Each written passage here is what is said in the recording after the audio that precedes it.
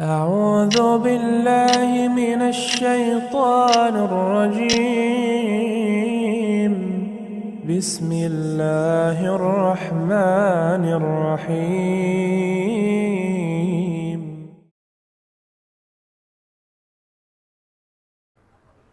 بسم الله الرحمن الرحيم. السلام عليكم ورحمة الله وبركاته. إن الحمد لله نحمده ونستعينه ونستغفره ونعوذ بالله من شرور أنفسنا وسيئات أعمالنا. من يهده الله فلا مضل له ومن يضلله فلا هادي له.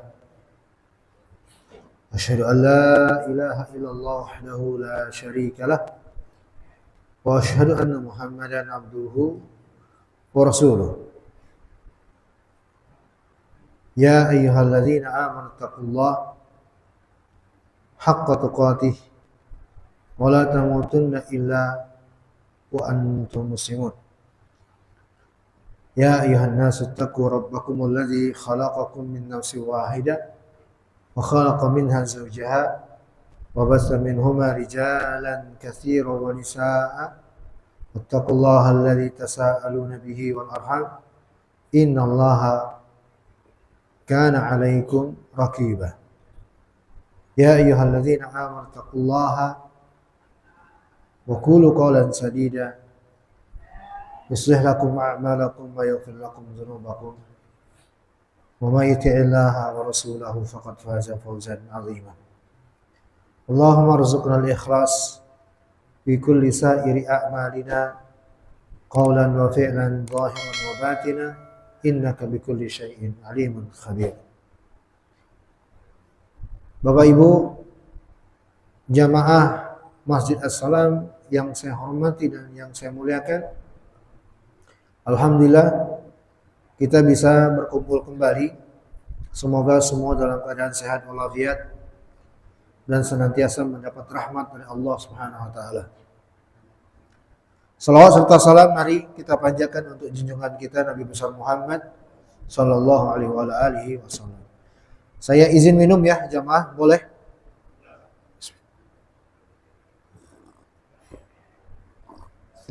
Alhamdulillah.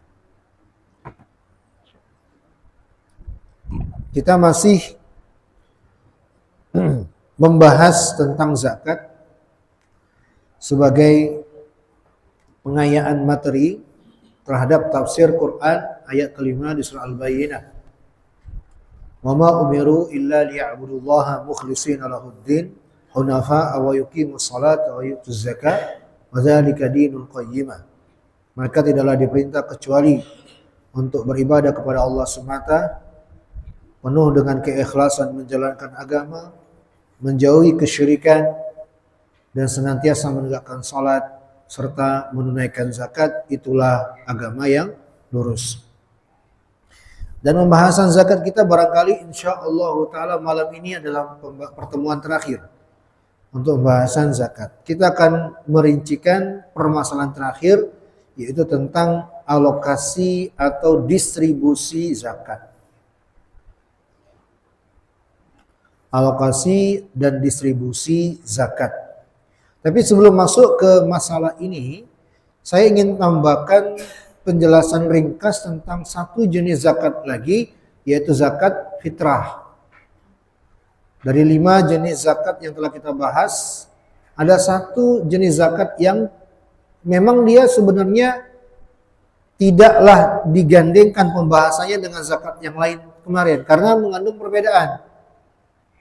Bahwa pada zakat fitrah ini yang paling mencoloknya adalah dari sisi siapa yang harus membayar zakat dan kapan bayar zakatnya. Penyebutannya bisa zakat fitrah, bisa zakat fitri ya. Boleh dua-duanya. Zakat fitrah boleh, zakat fitri boleh. Bahwa kalau zakat fitrah itu diwajibkan untuk semua kaum muslimin. Kaya, miskin, mampu atau tidak mampu. Nah, ini zakat fitrah. Bedanya dengan zakat yang lain. Kalau zakat-zakat yang lain kan hanya diwajibkan kepada mereka yang telah memiliki harta. Kalau zakat fitrah enggak. Ya, semua kaum muslimin diwajibkan untuk bayar zakat fitrah kecuali yang betul-betul di malam hari raya Idul Fitri nggak punya sesuatu yang bisa dimakan. Nah, baru itu yang nggak wajib. Ini perbedaan zakat fitrah dengan zakat yang lain. Ya. Bahkan janin di dalam kandungan seorang wanita juga dibayarkan zakatnya. Orang gila dibayarkan zakatnya. Anak kecil dibayarkan zakatnya. Dan yang membayarkan adalah wali mereka. Orang tua mereka. Nah, ini poin pertama yang membedakan dengan zakat yang lain. Kemudian di antara pembeda yang lainnya, zakat fitrah itu adalah zakat yang dikeluarkan dari bahan makanan pokok. Ya, yang dikeluarkan dari bahan makanan pokok. Karena dalam hadis Abu Sa'id Al-Khudri radhiyallahu ta'ala anhu yang mengatakan, "Kunna nakhruju fi ahdi Rasulullah sallallahu alaihi wasallam yaumal fitri sa'an min ta'am wa kunna ta'amun wa kana ta'amuna asy-sya'ir waz-zabib wal-iqti wat-tamar." Kami membayar zakat di masa Nabi sallallahu alaihi wasallam itu zakat fitrah di hari raya Id dengan dari bahan makanan, dan bahan makanan kami di saat itu adalah gandum, kismis, keju dan kurma. Jangan katakan beras berarti tidak ada dalilnya. Enggak, justru ini dalil untuk beras karena dalam hadis disebutkan, dan adapun makanan pokok kami adalah ini dan ini. Ada kalimat makanan pokok kami. Kalimat makanan pokok kami ini menunjukkan bahwa di tempat lain mungkin beda dengan kami. Selagi memang ya makanan pokok, maka itu wajib untuk menunaikan zakat darinya. Ini mungkin di antara yang membedakan zakat fitrah dengan zakat-zakat yang lain. Adapun perinciannya yang lebih tepat memang dibahas di saat bulan Ramadan. Karena zakat fitrah itu ya ini juga terkait perbedaannya dengan zakat yang lain pada masalah waktu pelaksanaan.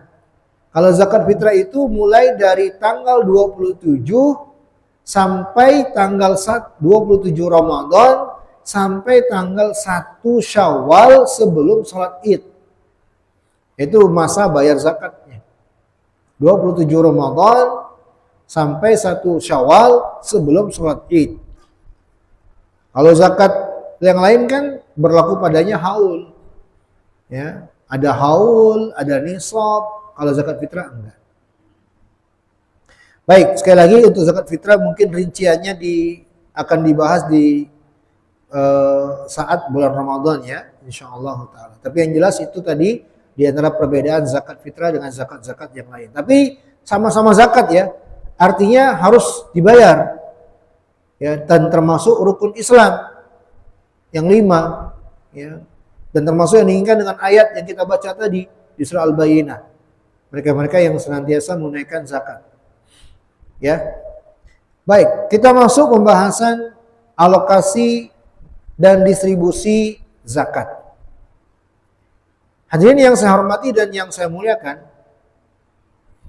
untuk pembahasan zakat telah diberikan keterangan dan penjelasan oleh Allah Subhanahu wa taala dan demikian juga oleh Rasulullah sallallahu alaihi wasallam siapakah yang berhak menerima zakat. Maka golongan yang berhak menerima zakat itu ada 8. Dalilnya adalah di surat At-Taubah ayat ke-60. Nah, ini petugas zakat wajib tahu. Ya, petugas zakat wajib untuk tahu. Ya. 8 golongan yang berhak menerima zakat. Surat apa tadi? Taubah. Ayat ke berapa? 60. Allah Subhanahu wa taala berfirman, "Innamas shadaqatu lil fuqara'i wal masakin wal 'amilina 'alaiha wal mu'allafati qulubuhum wa fir riqab wal gharimin wa fi sabilillahi wa ibnis sabil aridatan minallah wallahu alimun hakim. Allah Subhanahu wa taala berfirman yang artinya sesungguhnya zakat itu, sedekah berupa zakat itu hanyalah diperuntukkan bagi fakir, miskin, amil zakat, mu'allaf hatinya, mereka budak yang ingin membebaskan diri, mereka yang terlilit hutang, dan mereka yang berada di jalan Allah, berjuang di jalan Allah, dan mereka yang terputus bekalnya di tengah perjalanan. Sebagai kewajiban dari Allah, dan Allah itu maha mengetahui lagi maha bijaksana. Nah, inilah 8 alokasi dan distribusi zakat. Golongan yang berhak menerima zakat. Satu persatu kita akan jelaskan. Nah, disinilah esensinya. Siapakah yang dimaksud dengan satu persatu dari 8 golongan ini? Untuk kita ketahui, di situ yang lebih penting untuk kita pelajari. Khususnya para petugas zakat. Sekali lagi, para petugas zakat harus tahu siapa yang dimaksud 8 golongan ini. Baik. Yang pertama, fakir. Fakir itu hadirin yang saya muliakan, kata para ulama, huwa man laisa lahu ladaihi ma yasuddu hajatahu wa hajatu ma ya'ul. Fakir itu adalah orang yang tidak punya kemampuan untuk memenuhi kebutuhan hidupnya. Dan kebutuhan hidup orang-orang yang wajib ia nafkahi. Ini fakir.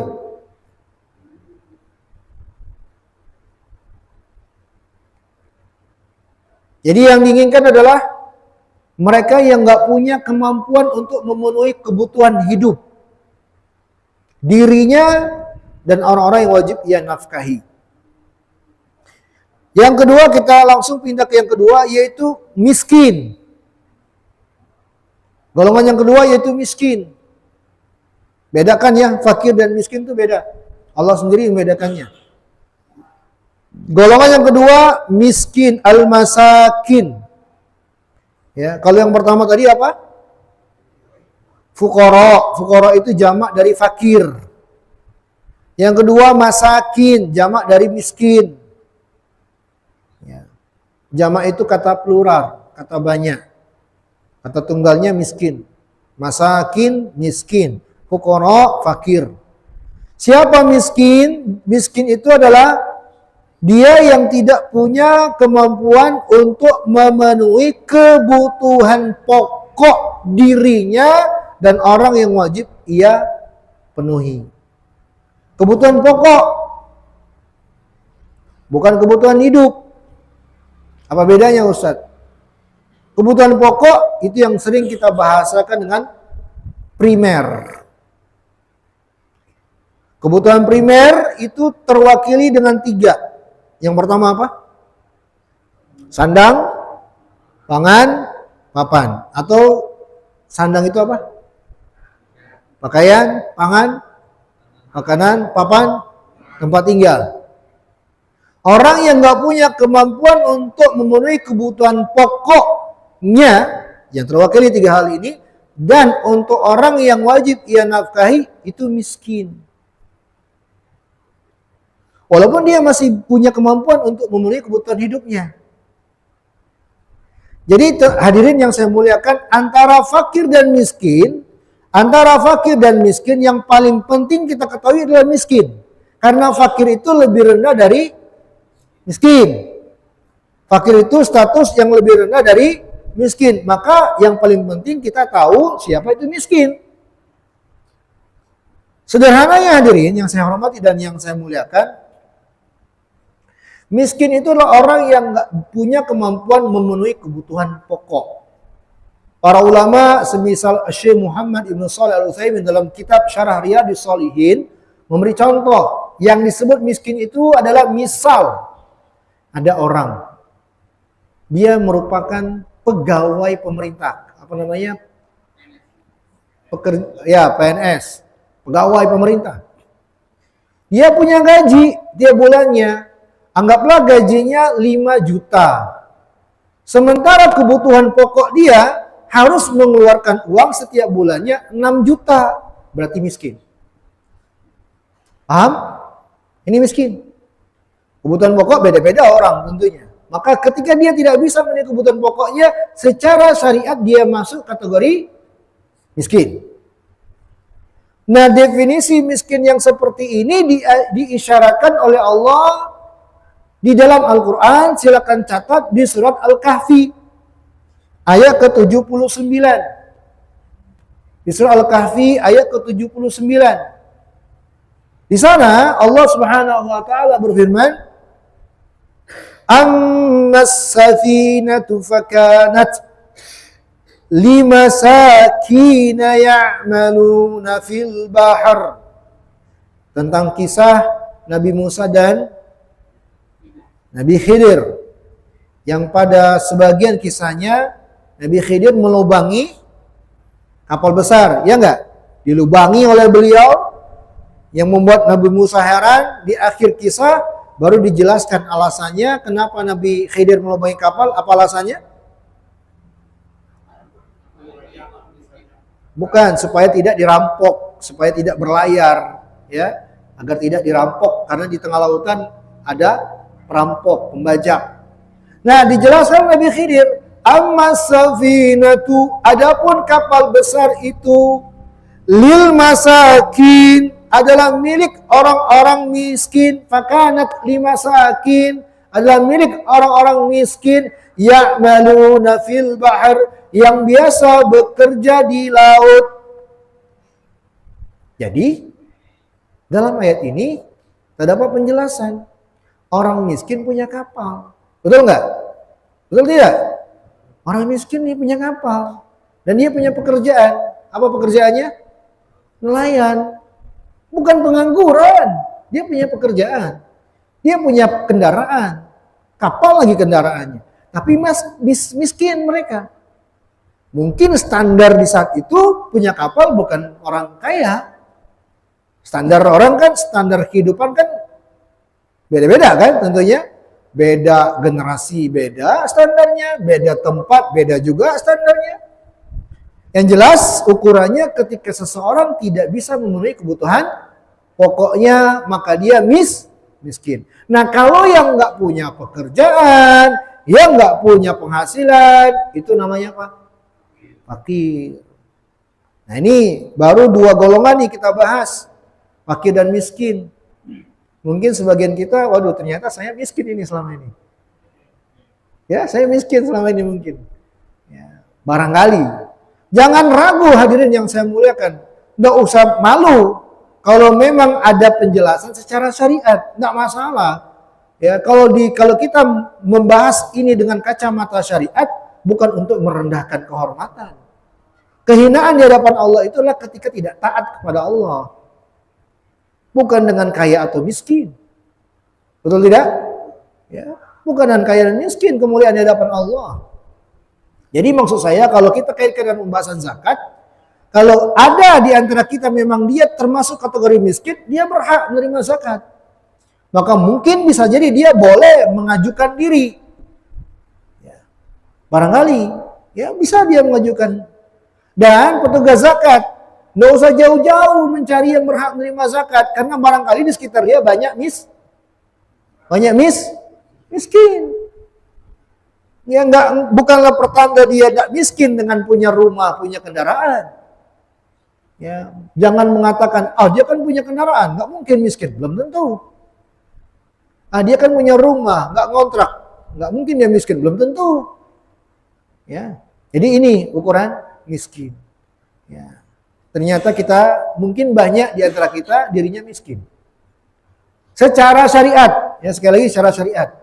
Dan saya kemarin beberapa hari yang lalu dapat postingan dari pemerintah kita, Pak Menteri Perumahan kalau nggak salah itu. Itu membuat statement, ya pernah dengar ini? Dengar nggak statement beliau? Pak Menteri Perumahan itu bilang, orang yang belum punya rumah layak dikategorikan miskin. Nah ini standar baru lagi nih. Ya. Orang yang belum punya rumah itu layak dikategorikan miskin. Duh, miskin semua kita nih. Yang nggak punya rumah. Gitu ya. Baik, ini miskin. Jadi pelajaran buat para petugas zakat. Nggak usah jauh-jauh nyari siapa nih yang mau diberikan zakat. Kadang di sekitar kita banyak miskin.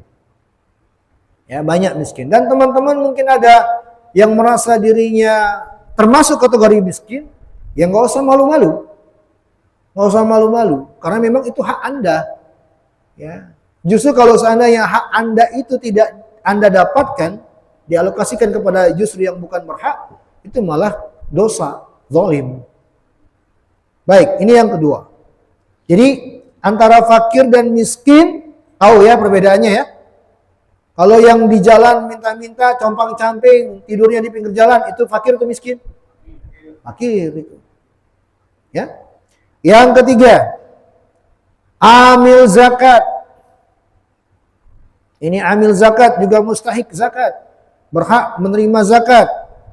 Siapa amil zakat? Amil zakat itu adalah wa may yab'atsuhul imam li jabayatis sadaqat. Amil zakat itu adalah mereka yang mendapat tugas dari pemerintah secara resmi untuk ngurus atau pengurusan zakat. Ini amil zakat namanya. Mereka yang ditunjuk oleh pemerintah secara resmi. Itu namanya amil zakat, hadirin.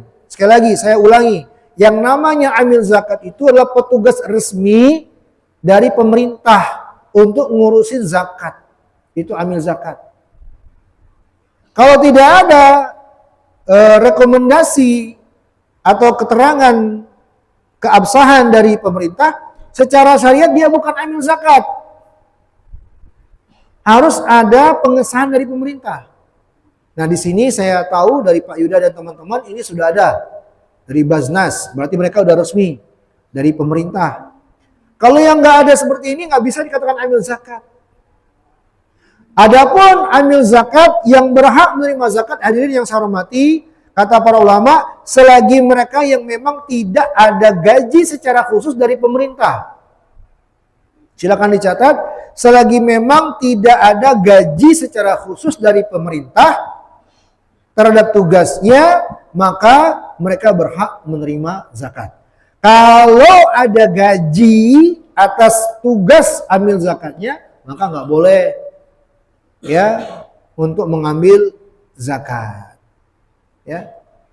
Baik, kemudian terkait dengan amil zakat juga hadirin yang saya hormati dan yang saya muliakan, bila amil zakatnya termasuk yang menerima zakat, artinya tidak ada gaji dari pemerintah, maka mereka berhak menerima zakat tidak atau bukan karena kaya atau miskin. Kaya sekayanya dia tetap berhak menerima zakat. Ya, apalagi memang miskin. Ya, jadi untuk amil zakat ya bukan karena miskinnya, walaupun dia kaya, selagi dia termasuk amil zakat, maka dia berhak menerima zakat. Baik. Yang keberapa lagi? 4. Al-mu'allafah qulubuhum. Kalau diterjemah, ini yang keempat, kadang diterjemah dengan yang dilembutkan hatinya atau yang dilunakkan hatinya. Siapa yang diinginkan dengan golongan yang keempat ini hadirin yang saya hormati dan yang saya muliakan? Kata para ulama, humul ladzina yu'allifuna qulubahum 'alal Islam in kanu kuffaran wa tathbitan li imanihim in kanu min du'afatil iman al-mutawahin fi ibadatihim litarghibi dawihim fil Islam. Mereka yang dilembutkan, dilunakkan hatinya itu atau golongan yang keempat ini adalah orang-orang yang punya pengaruh. Orang-orang yang punya pengaruh. Dan ya, pengaruhnya untuk orang banyak. Pengaruhnya untuk orang banyak.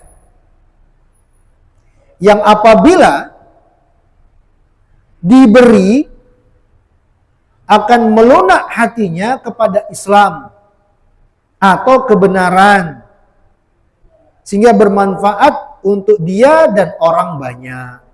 Nah ini catat dengan baik petugas zakat yang diinginkan dengan golongan keempat ini.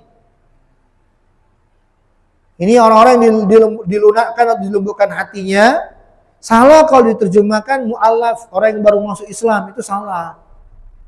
Orang baru masuk Islam itu bukan mustahik zakat.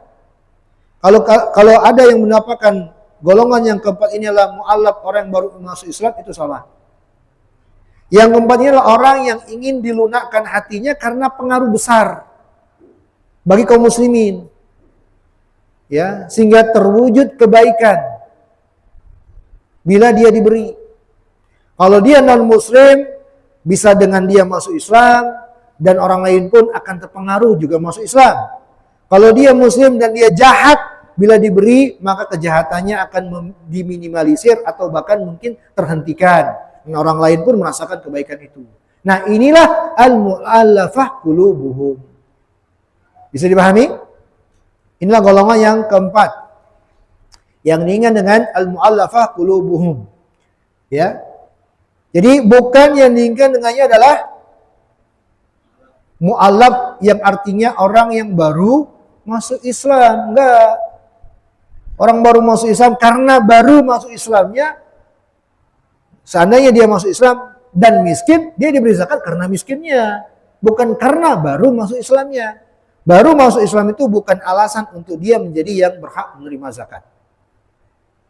Yang kelima, wa fir riqab, ya, budak, ya, muslim yang ingin membebaskan dirinya. Yang kelima ini kita nggak terlalu butuh penjelasan panjang lebar karena kan nggak kita amalkan. Perbudakan nggak ada kan? Jadi itu aja intinya. Budak yang ingin membebaskan dirinya tapi nggak punya kemampuan.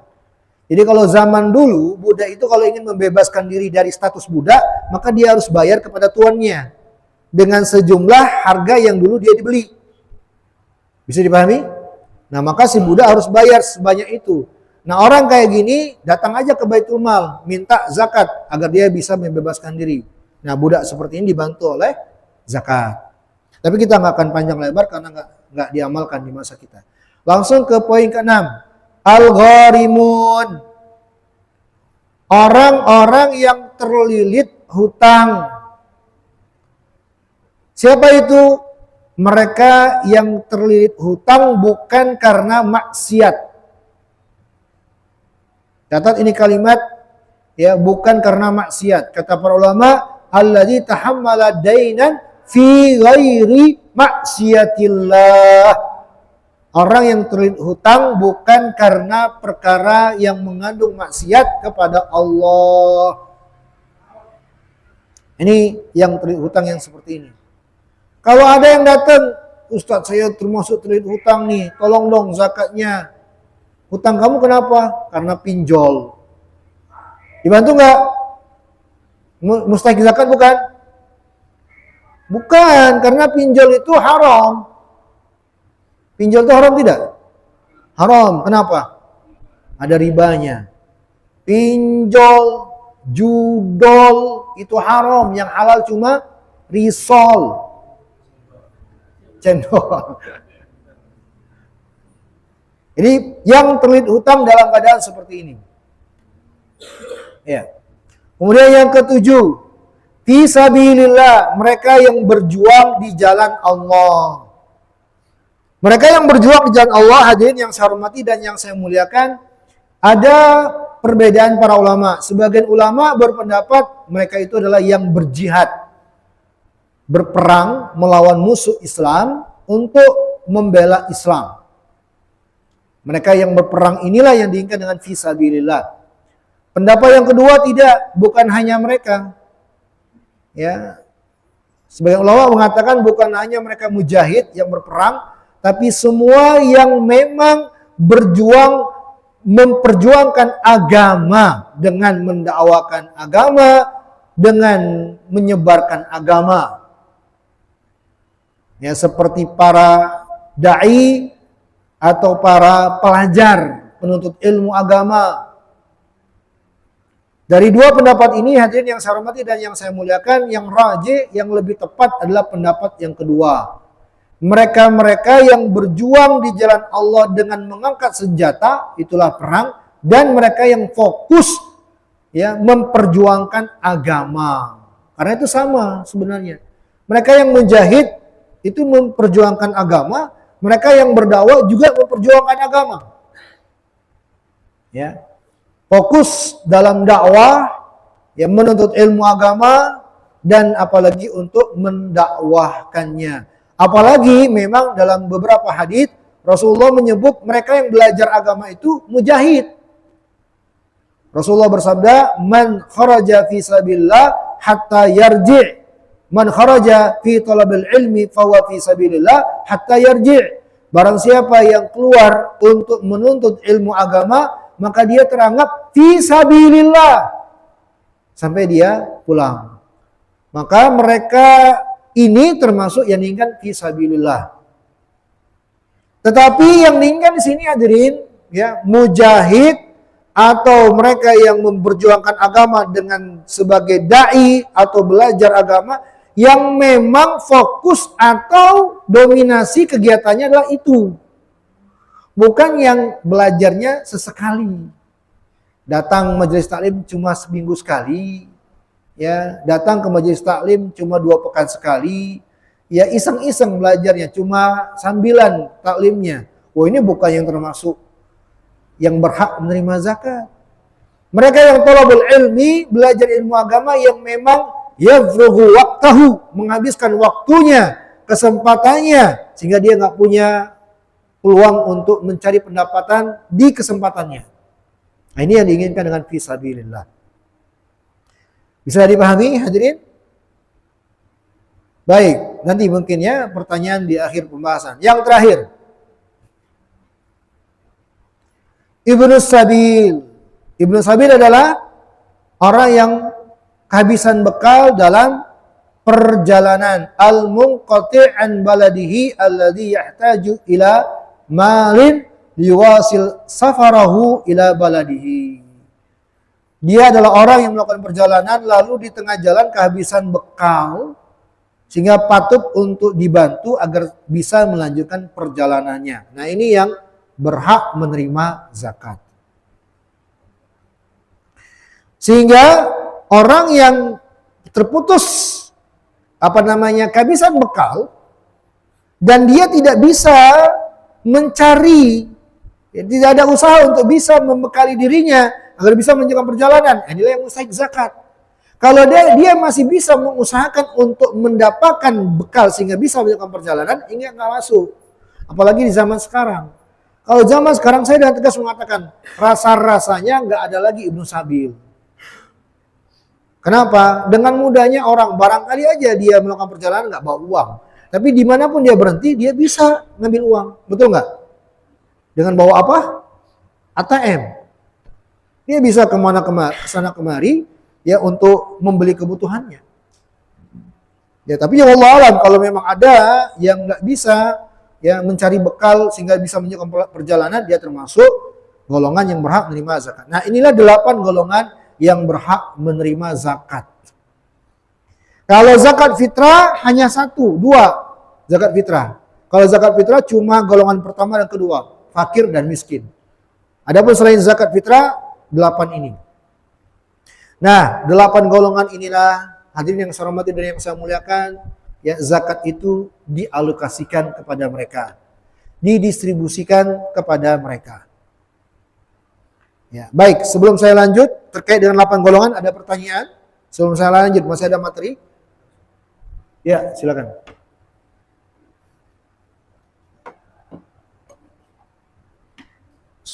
Assalamualaikum. Terima kasih atas waktu ini. Pertama, bahasa yang dipertanyakan kalau tadi yang pada sertifikat, pengertian tentang sertifikat, tapi cuma dalam pembagian dan kewajiban saya kurang jelas. Karena yang dilanjutkan di sini adalah zakat fitrah kaya atau miskin harus bayar zakat. Betul. Yang terima itu siapa? Kan orang fakir miskin. Nah, ini yang antara menerima dan membayar ini harus yang spesifikasi kurang paham. Baik. Ini yang pertama. Yang kedua adalah tadi saya melihat bahwa di beberapa Golongan. ini ada dalam golongan ini ada yang memiliki masalah hutang. Ya. Masalah terlilit hutang ini adalah masalahnya kita melihat bagaimana dia harus apa kita yang menyampaikan katakanlah yang terlilit hutang menyampaikan dengan data apa untuk dipercaya bisa diberikan Zakat. bantuan dari zakat. Nah, terima kasih. Baik, barakallahu fiik. Pertanyaan yang bagus. Yang pertama terkait zakat fitrah ya. Tadi telah kita singgung bahwa zakat fitrah itu beda dengan zakat yang lain dari sisi kewajiban. Yang diwajibkan menaikkan zakat fitrah itu bukan karena dia kaya, tapi semua pihak, semua golongan. Selagi memang di malam Idul Fitri dia punya kemampuan lebih untuk kebutuhan dirinya dan kebutuhan keluarganya, dia bayar zakat fitrah. Siapa yang berhak menerima zakat fitrah adalah fakir miskin. Nah, memang yang terjadi nantinya adalah, ini saya alami, yang terjadi adalah kadang si A dan si B, A bayar zakat fitrahnya kepada B. Nanti si B yang dia terima, dia bayarkan lagi zakat fitrah. Sebagai zakat fitrahnya kepada si A. Baik lagi ke dia. Memang begitu terjadinya. Ya, dan di lingkungan pondok pesantren akan kita jumpai itu. Zakat fitrah itu kadang muter di mereka-mereka aja. Karena semuanya miskin. Dia bayar zakat kepada si A. Nanti si A zakatnya itu sudah dia terima, udah jadi miliknya, dia bayarkan sebagai zakat fitrahnya kepada yang lain. Sudah begitu memang jadinya. Karena memang yang wajib bayar zakat fitrah juga miskin. Miskin juga wajib bayar zakat fitrah. Selagi dia di malam Idul Fitri itu punya kebutuhan untuk bisa makan.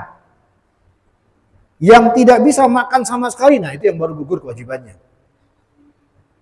Jadi itu memang ada potensi terjadi zakat fitrah itu adalah sesama mereka.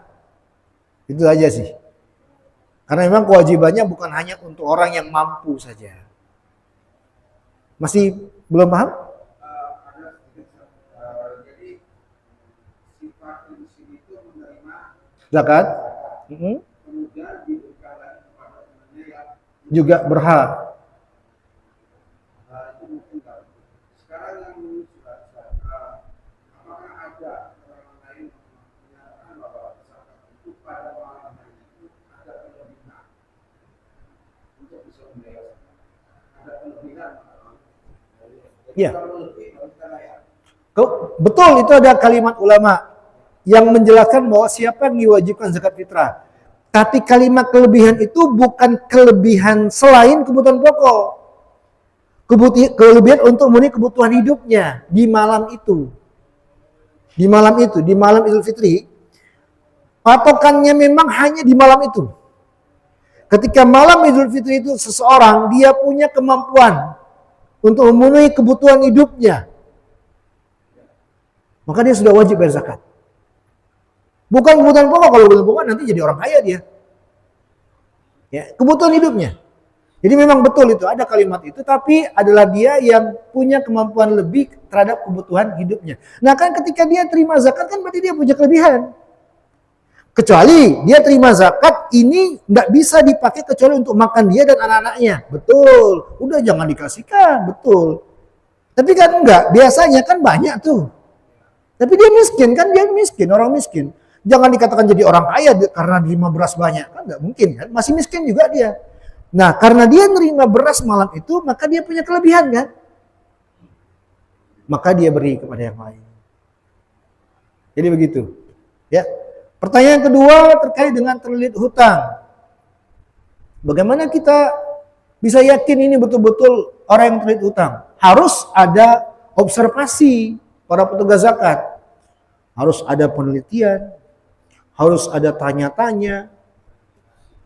Apa? Klarifikasi.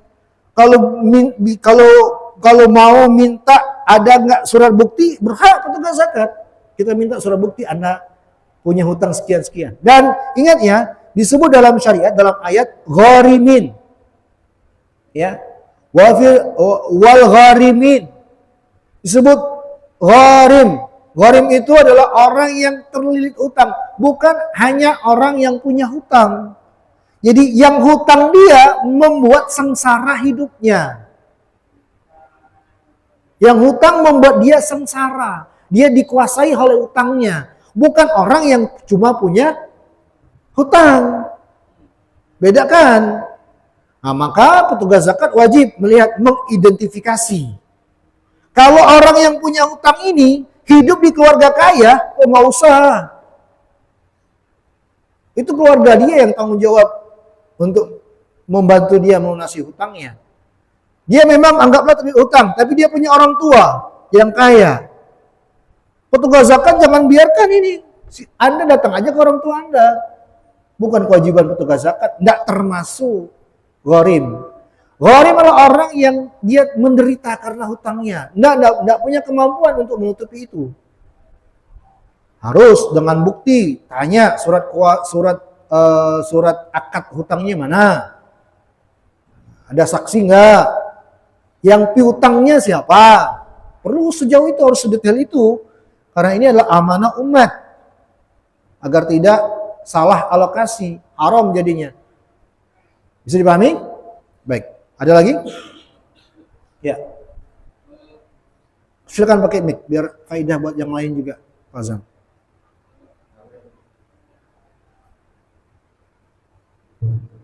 Apakah ada termasuk dosa ketika kita bermudah-mudahan mengklaim diri kita sebagai orang kegolongan yang masuk Miskin. ketika kita bermudah-mudahan? Oh, nggak boleh. Apa itu dosa besar? Betul, dan dia jatuh kepada dua dosa besar. Pertama, dia dusta. Dusta itu udah dosa besar. Yang kedua, dia makan harta dengan cara yang haram. Ini dosa besar lagi yang Allah telah melarang. Wala ta'kulu amwalakum bainakum bil batil. Jangan kalian makan harta sesama kalian dengan cara yang batil. Ngaku-ngaku ini berhak terima zakat termasuk upaya untuk makan harta manusia dengan cara yang batil.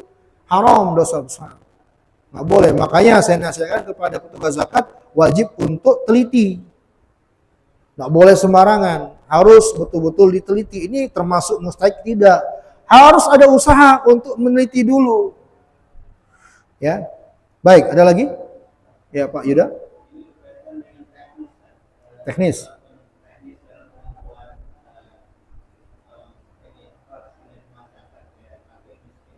Ya. Kadang-kadang dalam setahun ada beberapa tahun kandidat yang akan kita berikan zakatnya. Tapi memang kan di UPD kita ini kan kita utamakan lingkungan dulu saja. Betul.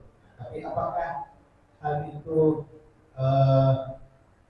tanda kutip dalam arti harus berulang ke person tertentu saja diberikan zakatnya? Karena bicara dari lingkungan. Baik.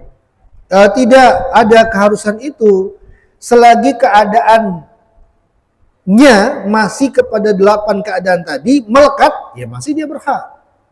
Itu aja sih. Makanya data mustahik itu pasti sifatnya dinamis, mesti selalu ada update. Selalu update.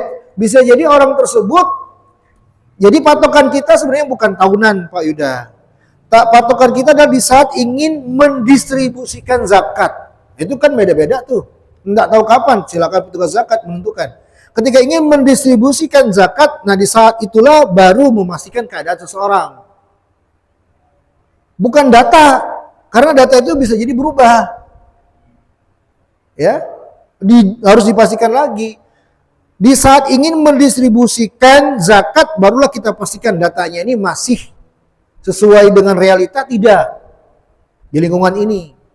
Nah, kalau ternyata ada perubahan, maka nggak boleh walaupun datanya dia miskin, tapi sekarang ternyata hari ini sudah nggak lagi itu keadaannya, nggak lagi terlilit utang, maka nggak boleh saat itu.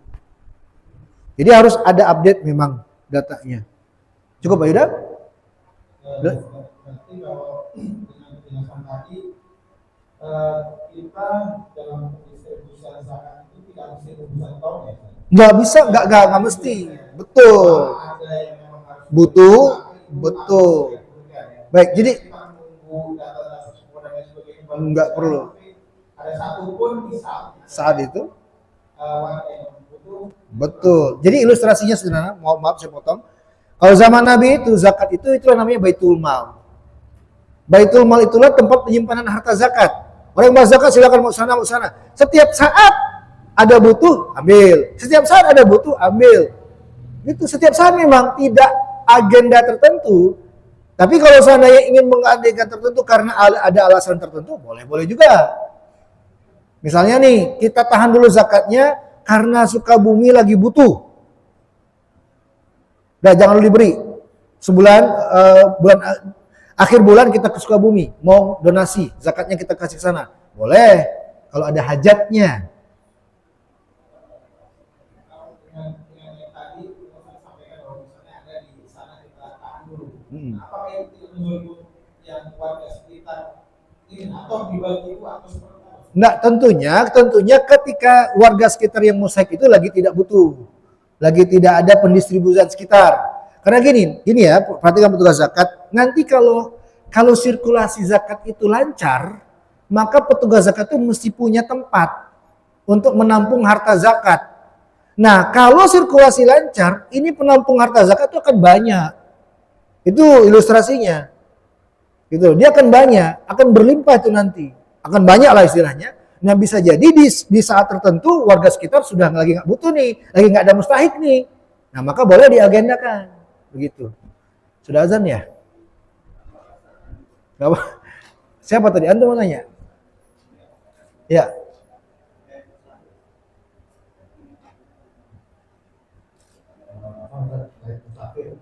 Itu tadi kayak yang kalau musafir dia sedang sebenarnya di tempat tinggal saya dia punya kemampuan, gitu kan? Tapi karena memang kalau mungkin lagi perjalanan tapi belum habis total, dia nggak bisa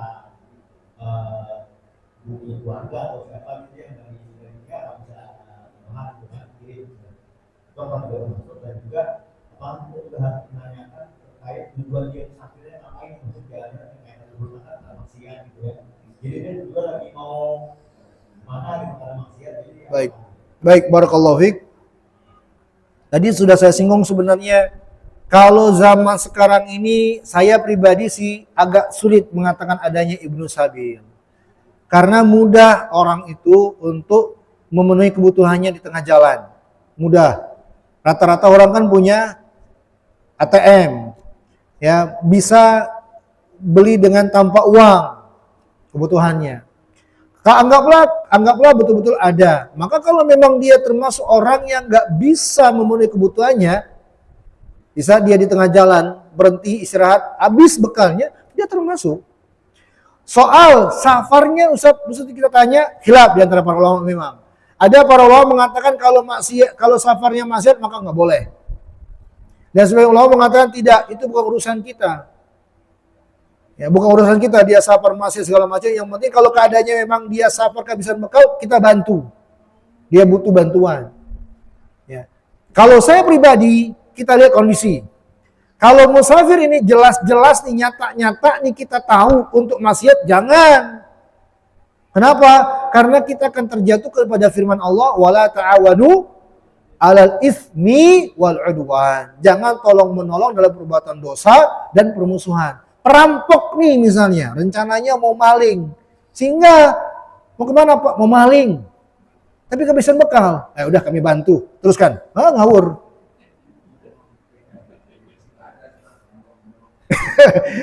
Seandainya dia nggak ngomong tapi kita tahu indikasi. Misal, ada nggak indikasi? Ada. Nah, kalau kita tahu yakin nih indikasi. Oh ini yang lagi buronan misalnya ya. Misal, ada informasi ini muka buronan. Nah udah jelas. Dia sedang proses melarikan diri. Baju napi apalagi. Udah jelas ini nggak boleh. Tapi kalau kita nggak tahu, itu bukan urusan kita memang. Wallahu ta'ala alam. Bisa. Cukup ya? Boleh Pak Yuda? Ya sudah, karena beliau petugas zakat kita bolehkan. Terkait pinjol, kalau sekarang kan memang banyak yang memiliki pinjol dan rata-rata orangnya itu ya awam, mungkin dia tahu tapi mungkin karena kebutuhan dia itu kan mendadak dan biasanya kan dia mungkin sebelumnya dia belum mampu kalau pinjam yang normal jadi kanan gitu kan karena udah sering mungkin susah gitu nah kebutuhan dia udah mendadak gitu. Akhirnya dia mau pinjol nah itu kan kita tahu pinjol itu memang haram gitu kan kemudian ya kalau boleh tadi kan ya nah kalau misalnya tujuan kita adalah salah satunya membantu membalas tentang dia kemudian kita ingin membantu dia dalam agar dia jadi juga masih merasakan yang kita juga sekalian kasih tahu dia gitu boleh itu gimana Kalau memang ada kemaslahatan yang teranggap kita lihat akan terwujud, maka saya nasihatkan jangan pakai uang zakat, pakai uang pribadi aja. Karena zakat itu milik umat. Dan sudah dijelaskan oleh Allah Subhanahu wa taala. Gharimin di situ orang yang terlilit hutang bukan karena hutang maksiat. Sebaiknya jangan dari uang zakat. Tapi pakailah uang selain zakat. Kalau ingin memang memberi dia bantuan. Pinjaman dari harta pribadi kita atau siapa yang bisa membantu silakan. Tapi nasihat saya jangan dengan zakat. Karena ada hak orang lain di situ. Hak orang lain yang harus juga kita perhatikan. Dan orang yang kayak gitu walaupun kita yakin nih dia akan berubah, harus tetap diberi pelajaran. Ya, itu harus karena pinjol itu biasanya dia candu. Nyandu. Ya, jadi jangan sampai uang zakat malah justru nanti akan tidak merubah dirinya menjadi lebih baik. Itu yang harus diwaspadai dan ini adalah harta umat. Resikonya besar. Maka lebih baik kalau nasihat saya jangan pakai uang zakat. Kalau ingin membantu, silakan pakai uang pribadi atau uang yang lain aja untuk membantu orang tersebut yang mudah-mudahan dia berubah. Kalau seandainya resiko kan kita tidak bertanggung jawab kepada harta zakat yang milik umat tadi. Begitu nasihat saya. Wallahu ta'ala alam. Cukup ya. Jazakumullahu khairan wa barakallahu fikum. Mohon maaf atas segala keterbatasan. Kita akhiri subhanakallahumma wa bihamdika asyhadu an la ilaha illa anta astaghfiruka wa atubu ilaik. Assalamualaikum warahmatullahi wabarakatuh.